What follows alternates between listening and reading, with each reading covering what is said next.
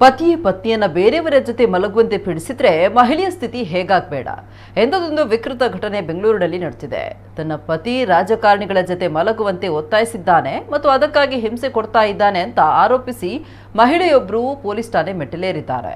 21 ವರ್ಷದ ಮಹಿಳೆ ನೀಡಿದ ದೂರಿನ ಅನ್ವಯ ಪತಿ ಯೂನಿಶ್ ಪಾಷಾ, ಮಾವ ಚಾಂದ್ ಪಾಷಾ ಮತ್ತು ಅತ್ತೆ ಶಹೀನ್ ತಾಜ್ ವಿರುದ್ಧ ಬನಶಂಕರಿ ಠಾಣಾ ಪೊಲೀಸರು ಎಫ್ಐಆರ್ ದಾಖಲಿಸಿಕೊಂಡಿದ್ದಾರೆ. ಸಂತ್ರಸ್ತೆಯು 2021 ಜೂನ್ 25ರಂದು ಆರೋಪಿ ಯೂನಿಸ್ ಪಾಷಾನನ್ನ ವಿವಾಹವಾಗಿದ್ದು, ಇದಾದ ಸುಮಾರು 4 ತಿಂಗಳ ನಂತರ ಆರೋಪಿ ಮತ್ತು ಆತನ ತಂದೆ ತಾಯಿ ಸಂತ್ರಸ್ತೆಗೆ ಹಿಂಸೆ ನೀಡಲು ಆರಂಭಿಸಿದ್ದಾರೆ. ಈ ಮಧ್ಯೆ ಸಂತ್ರಸ್ತೆಯು ಗರ್ಭಾವತಿಯಾಗಿದ್ದು, ಪತಿಯು ಆಕೆಯ ಹೊಟ್ಟೆಯ ಮೇಲೆ ಒದ್ದು ಹಲ್ಲೆ ಮಾಡಿದ್ದ. ಅಲ್ಲದೆ ಸಂತ್ರಸ್ತೆಯನ್ನ ಹೆದರಿಸಿ ಒತ್ತಾಯಪಡಿಸಿ ಗರ್ಭಪಾತ ಕೂಡ ಮಾಡಿಸಿದ್ದಾನೆ. ಇನ್ನು ಹಣಕ್ಕಾಗಿ ಓರ್ವ ರಾಜಕಾರಣಿಗೆ ಮಾರಾಟ ಮಾಡಲು ಯೋಚಿಸಿದ್ದಾನೆ ಅಂತ ತಿಳಿದ ಸಂತ್ರಸ್ತೆ ಪತಿಯ ಮನೆಯಿಂದ ತಪ್ಪಿಸಿಕೊಂಡು ಕಳೆದ 2 ತಿಂಗಳಿನಿಂದ ತಾಯಿ ಮನೆಗೆ ಬಂದಿದ್ದಾಳೆ.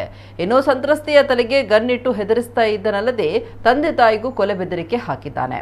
ಅಲ್ಲದೆ ಎಲ್ಲರೆದುರು 6 ಬಾರಿ ತಲಾಖ್ ಹೇಳಿದ್ದಾನೆ ಅಂತ ದೂರಿನಲ್ಲಿ ಮಹಿಳೆ ಆರೋಪಿಸಿದ್ದಾರೆ.